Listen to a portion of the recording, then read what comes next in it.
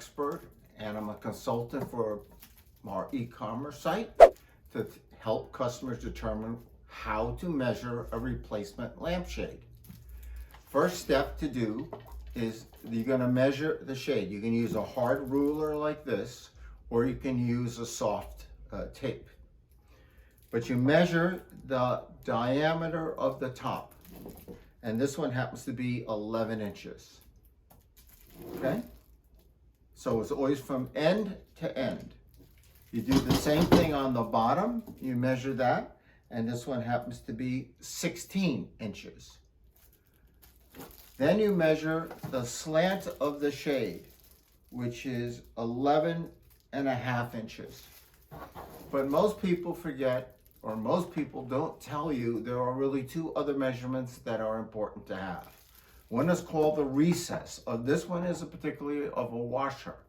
So you measure that, you turn it upside down, and you measure from the top of the washer, which is really now the bottom, to the table. And this one is 1 inch recess. That determines how high or low this goes on the lamp. The other one is the vertical height of the lampshade.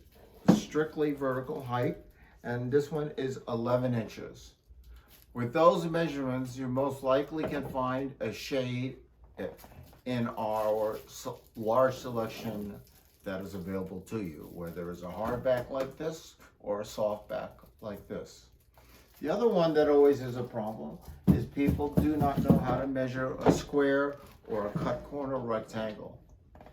When you measure these, the same thing goes across. A square on this one is 8 inches. You don't measure the cut corner or this flat surface on the top. It's just what the width is, because this is what your eye uses on the lamp. The same thing on the bottom. You take the you take the size across the bottom, which is 14 inches. Not the cut corner and not this. It's just the straight width. That's what your eye will use. The other trick to understand is if you have a round shade and you're going to a square shade, always go down one size.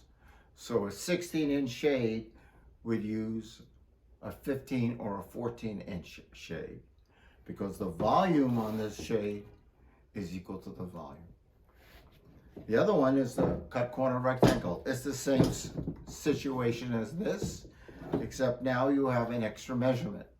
You have this measurement, which is the width, which is what we generally rely on, and you have the other width, like this, because it's a rectangle. Same thing with the bottom. So the measurements are very important, because that's how it sits on the lamp. And it makes it easier, particularly if you're doing a purchase online where you don't bring the lamp in the store, that you have some reference on where to be and how to choose. The other options are obviously color, shape, etc. But we won't deal with that. This is dealing with the measurements. So thank you for listening, and if you like this video, like us.